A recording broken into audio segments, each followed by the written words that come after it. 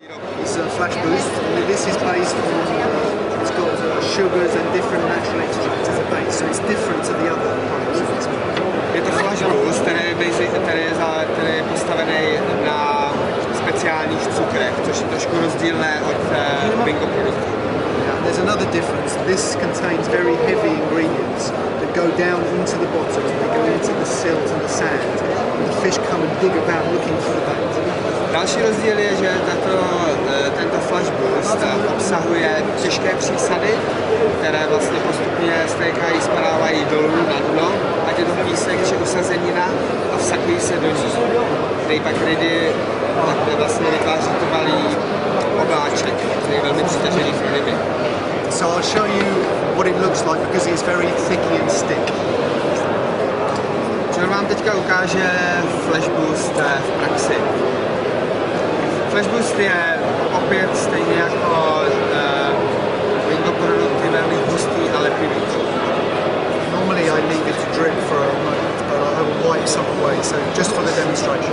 Obvykle to John nechává bojlí trochu odkapat, ale dneska to trošku si pomůže trošku vrtáčkem.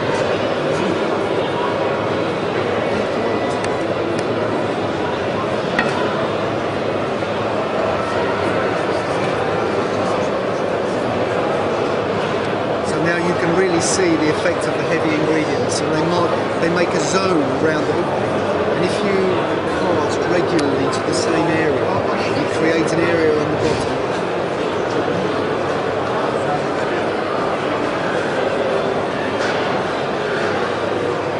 Look at the way it does this.